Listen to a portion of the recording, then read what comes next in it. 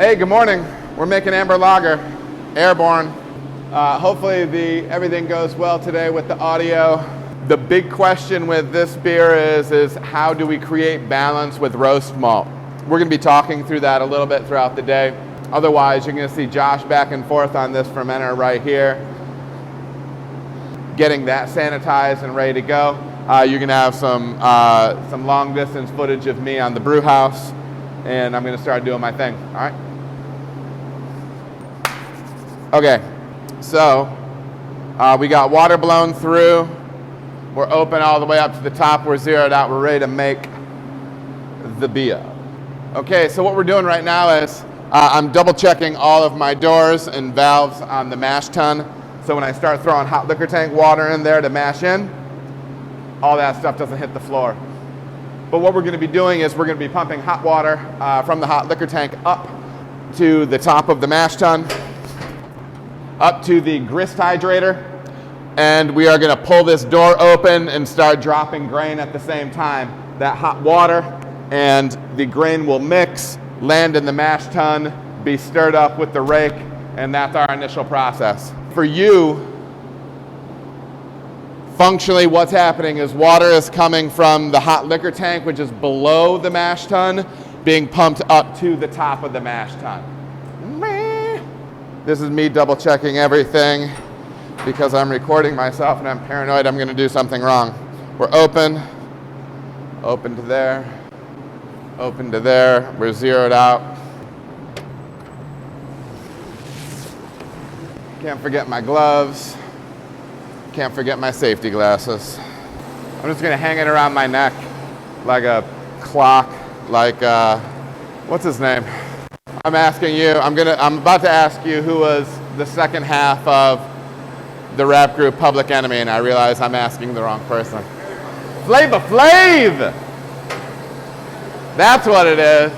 All right, we're gonna take 55 gallons of water from the hot liquor tank. That's gonna get us up above the screen, and then we're gonna be able to start taking our 296 gallons of strike water for this. Again, water coming up from the hot liquor tank, which is directly below the mash tun here. It's coming inline right here into the grist hydrator. I'm going to be pulling that door at the appropriate time, and grain and the hot liquor tank water are going to start blending. I also have my salt and acid ready for the mash. We'll do a little bit of water manipulation information along the way, manipulation information. We won't dive super deeply into it on this video, but it will be something that we discuss. I'm dismantling my safety glasses. We're just about getting over the mash screen. I'm going to zero this out. I don't know why I separate the water underneath the mash tun grate. It's just a habit that I've gotten into, and it's something I still do today. Zeroing that out, I'm going to be pulling 296 gallons of hot liquor tank water out of the hot liquor tank. And pretty soon we're going to be dropping that grain.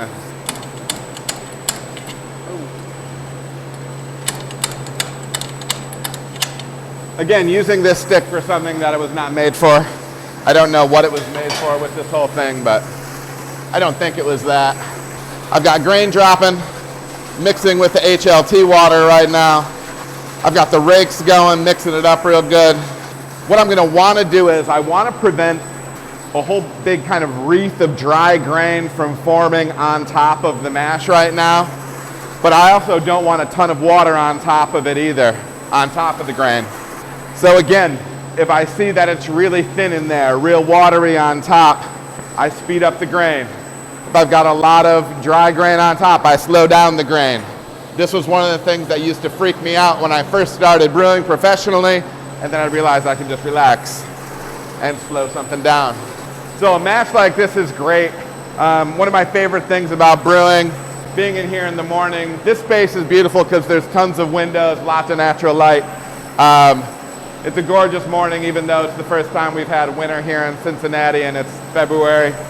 A mash like this for our Airborne, our Vienna Lager, Amber Lager, dude, it's gorgeous. It has a little bit of Munich, has some Vienna malt, so we have some nice kind of toasty maybe slightly nutty aromas coming up off of it.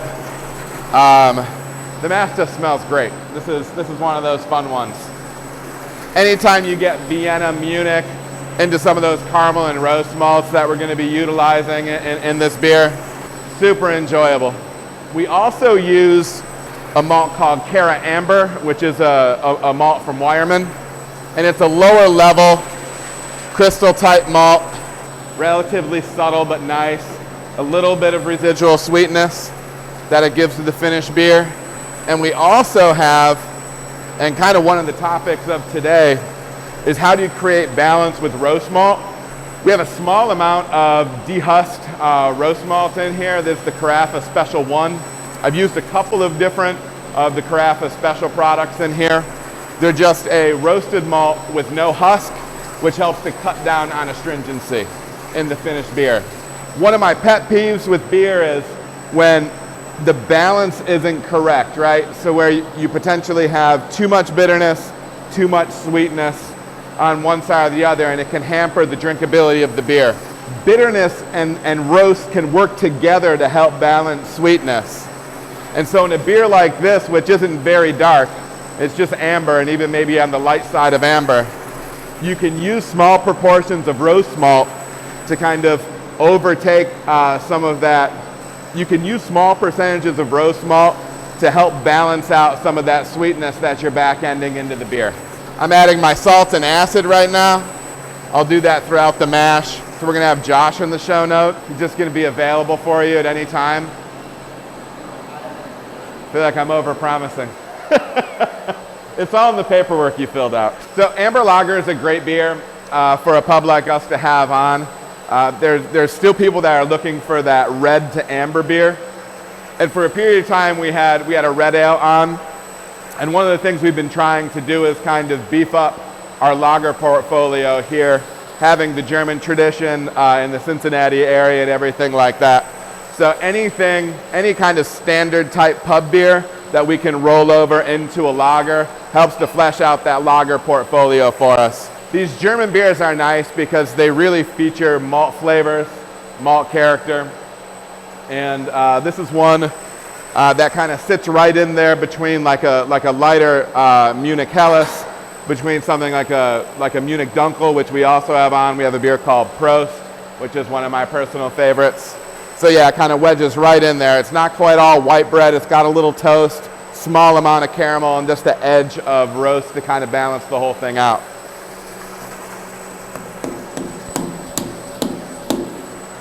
Making beer, Josh. They did say we couldn't. That's exactly what I was about to say. What up, Mitch? It's Mitch, sous chef extraordinaire. It's Saturday morning. Usually we're not brewing Saturday, but we had, like I said, our first legitimate little bit of winter here in what I kind of think is the South, which is Cincinnati. It's the North-South or the South-North. It's not the Midwest. So right there, I sped the grain up. I started getting a pile of grain a pile of dry grain right on top of the mash bed. But one of the things I enjoy about making these lagers is they're really about simplicity. When you're making different ales, fruit forward stuff, hop forward stuff, you're really featuring those ingredients and not the malt. I don't think there's a better true showcase of malt than traditional German lagers. I don't know, it's fun. It shows if your process is tight or not. There's not a whole lot to hide behind when you're making lagers. They're not super aggressive aroma and flavor wise. So in general, speaking broadly, got about another 3.5 barrels of grain to get in here. 3.5 barrels of water to get in here. So I'm gonna tap my grist case. I still got a good amount of grain up there. This beer, with most of the stuff that we do, a little bit on the geekier brewing side, we're looking at 1.5 quarts of hot water per pound of grain. That can flex up and down based on what we want to be achieving. But a lot of these German-inspired brew houses are meant to run at about 1.5 quarts per pound.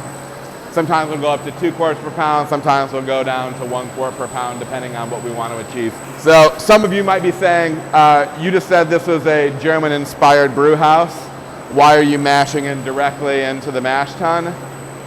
because I want to.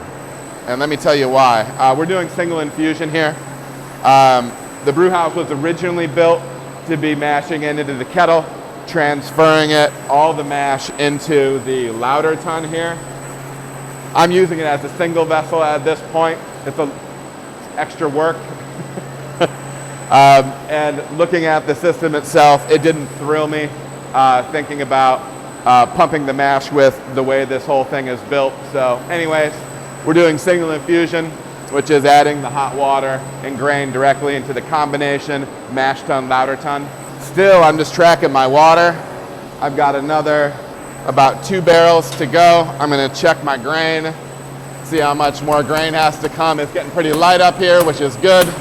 I don't like having more grain to go into the mash tun than water. I always like to be able to chase it with water. It can clump up in the in the grist hydrator and everything like that, and I don't like playing with that. Dude, it smells so good. I know, right? I was literally just saying how good it smells in here. I don't know if they still make grape nuts, but there's kind of like this sweet kind of grape nutty thing. Yeah, dude, it's awesome. Hey Josh, we're gonna have to remember the water today. Turning the water off when we leave. I can see us forgetting that today, having a day that's out of the ordinary.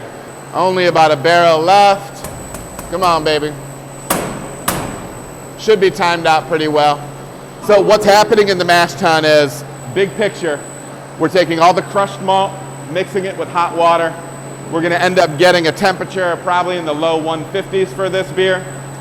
At that temperature, we're gonna be allowing the enzymes in the malt to convert starch into sugar. All our grain is in. We've got another 10 gallons to go in.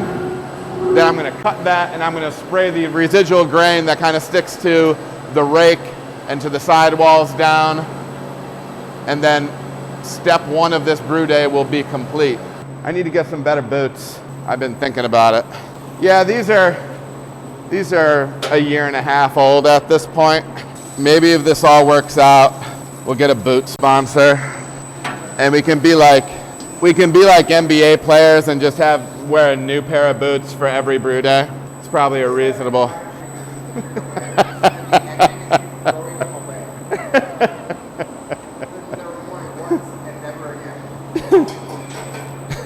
I do like to reverse the motion of the rakes as I'm breaking down this portion of the mash.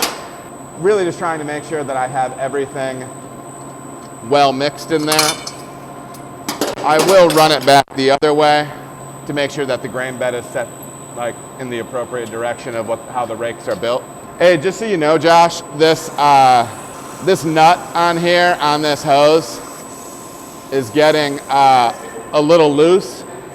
Yeah, let's keep an eye on that because it's dumb. I'm gonna replace this with a cap, 4-inch cap.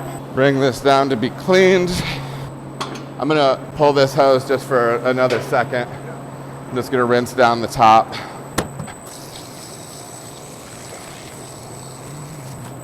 There you go, homie. Today's malt is handled in a way that we had mentioned before, the enzymes in the malt converting the starch to sugar. They're so efficient at this point and the process is so dialed in that process happens very quickly. I used to do a 1-hour rest on things like this. When I was brewing at home, I did. And then I've just kind of been pushing it over the years. There's a lot of research that says that conversion is happening like as you're hitting the grain to the hot water, the grist to the hot water. So anyways, I just basically do my little cleanup things, getting set up for the next process, which is Vorlauf or recirculation, to clarify the wort. I get those things done, and when I'm done with those things, I just start recircing it. I don't rest for a full hour. So anyways.